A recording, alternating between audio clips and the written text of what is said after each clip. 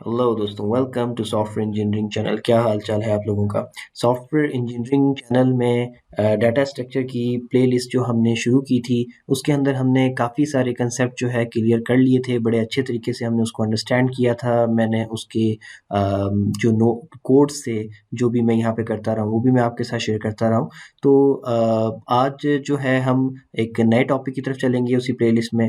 जी बिल्कुल, मुझे आइडिया है इस बात का कि हमने इस प्लेलिस्ट के अंदर काफ़ी ज़्यादा पॉज़ दे दिया। तकरीबन इस प्लेलिस्ट में 30 डेज़ के बाद या शायद 30 डेज़ से भी ज़्यादा के बाद ये एक नई वीडियो आ रही है। और ये इतना बड़ा पॉज़ देने की वजह सिर्फ़ मेरी कुछ मसरूफ़ियात थी, जिसकी वजह से मैं वापस जो है लेक्चर्स अपलोड नहीं कर सका या लेक्चर्स आप लोगों के लिए नहीं बना सका।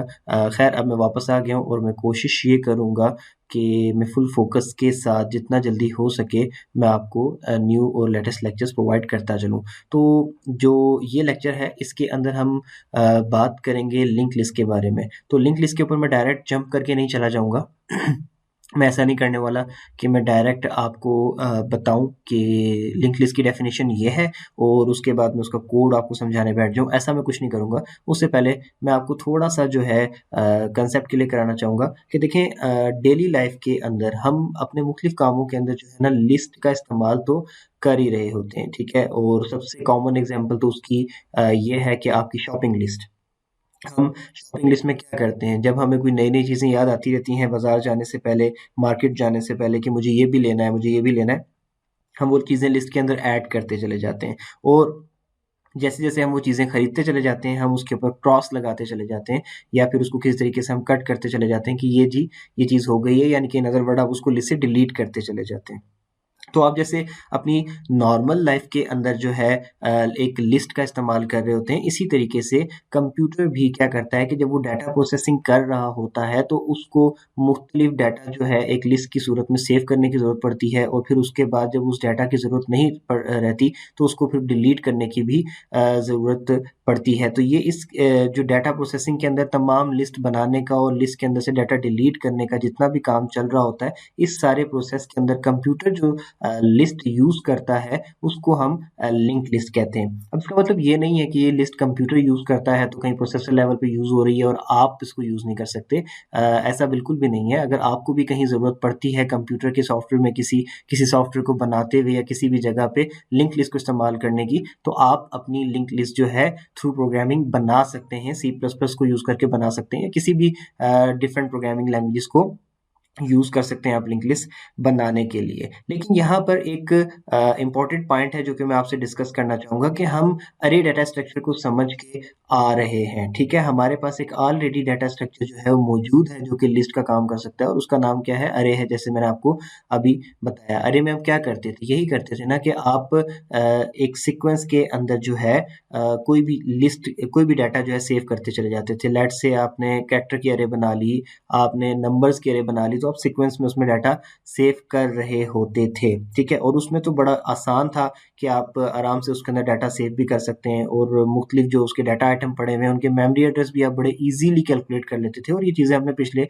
लेक्चर में देखी हैं। तो जब अरे मौजूद थी और वो हमारे लिए लिस्ट बनाने वाला काम बड़े अच्छे तरीके से कर भी सकती थी, तो हम जो है वो क्यों लिंक लिस्ट की तरफ गए? क्यों अरे के होते हुए भी हमें लिंक लिस्ट की ज़रूरत पड़ी और वो लिंक लिस्ट जो है वो अरे से कैसे चेंज है? तो अब हम थोड़ा-सा इस तरफ देखते हैं ताकि हमें पता चल सके कि अरे की अपनी ख़ुसूसियात हैं और लिंक लिस्ट जो है एक अलग चीज़ है और ऐसा पॉसिबल नहीं है कि हम लिंक लिस्ट वाला तमाम काम अरे से कर लें। तो हम थोड़ा-सा इसकी तरफ देखते हैं। तो सबसे पहले मैं आपको बताना चाहूँगा कि जब हम डाटा प्रोसेसिंग कर रहे होते हैं उस वक़्त हम ज़्यादातर जो है लिंक लिस्ट को प्रेफ़र कर रहे होते हैं, ठीक है ना? तो अरे जो है अ, वैसे तो बहुत अच्छा डाटा स्ट्रक्चर है और हमने इसकी बड़ी ख़ुसूसियात पढ़ी और इसके ऊपर हमने बड़ा टाइम लगाया था अपने लेक्चर्स के अंदर, लेकिन इसके कुछ डिसएडवांटेजेस भी हैं, ठीक हो गया? अब वो डिसएडवांटेजेस क्या-क्या हैं, ठीक है ना? अब वो ये है कि अरे का जो साइज़ होता है वो एग्ज़ीक्यूशन के दरमियान में चेंज नहीं हो सकता। अब इसका क्या मतलब है? इसका मतलब ये है कि लेट्स से आपने अरे का साइज़ जो है डिक्लेयर कर दिया let's say 5 during writing code, मतलब जब आप कोड लिख रहे थे, जब आप प्रोग्राम लिख रहे थे, कोड कर रहे थे, उस वक़्त आपने अरे का साइज़ जो है 5 दे दिया। ठीक है।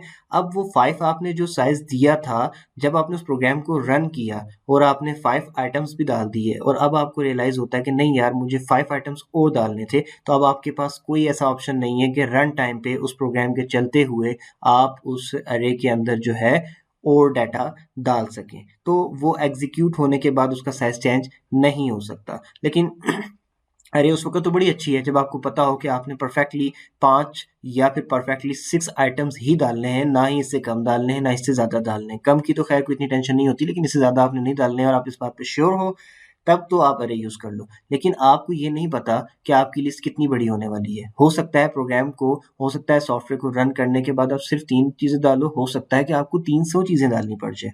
अब ऐसी कंडीशन में अरे आपका काम नहीं करती। तो ये वो सिचुएशन है जब ऐसी सिचुएशंस आ जाती हैं तो आपको लिंक्ड लिस्ट की ज़रूरत पड़ती है। इसीलिए कंप्यूटर के अंदर जब डाटा प्रोसेसिंग हो रही होती है, तो कंप्यूटर जो है वो लिंक्ड लिस्ट को प्रेफ़र करता है क्योंकि उसको ये आइडिया पहले से नहीं होता कि मैंने कितना आगे डाटा ऐड अप करना है और कब-कब, कौन-कौन सा निकालना है। ठीक हो गया?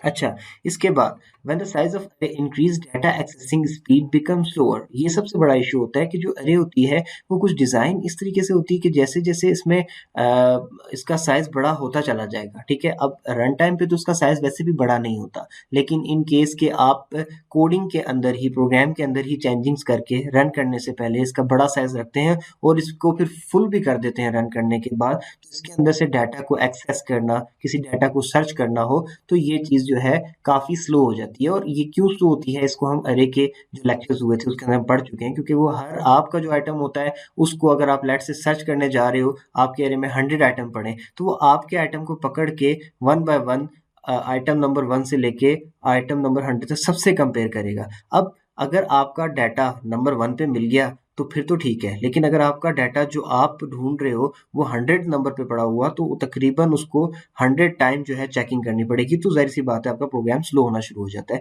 जबकि लिंक्ड लिस्ट में इस तरीके के इश्यूज़ नहीं आते। इसके अलावा sometime there are not enough adjacent memory locations for making an array. ठीक है, अब ये पॉइंट समझने वाला है। आपके पास देखिए जो अरे है वो एक सीक्वेंस के अंदर जो है आपके पास जो है मेमोरी लोकेशंस लेती है। अगर आप मेमोरी लेवल पे बात करें तो अरे क्या करेगी कि उसका जितना साइज होगा ना उतनी ही मेमोरी लोकेशन वो एक सीक्वेंस में लेगी, उतना ही एरिया वो एक सीक्वेंस में आपसे मेमोरी में जो है डिमांड करेगी कि मुझे इतना लंबा एरिया जो है ना दे दें डाटा सेव करने के लिए। ठीक है, अब हो सकता है कि आपके पास उतना लंबा एरिया अवेलेबल ही ना हो। हाँ, लेकिन ये हो सकता है कि आपके पास छोटे-छोटे ब्लॉक्स रैंडम जगह पे खाली हों। ठीक हो गया? अब आपके पास वो जो ब्लॉक्स हैं, अगर आप उनको सम्स अप करें तो शायद उतना एरिया बन जाता हो जितना एक अरे को रिक्वायर्ड है। लेकिन क्योंकि वो ब्लॉक्स एक सीक्वेंस में नहीं है, तो वो अरे के किसी काम के नहीं रहे।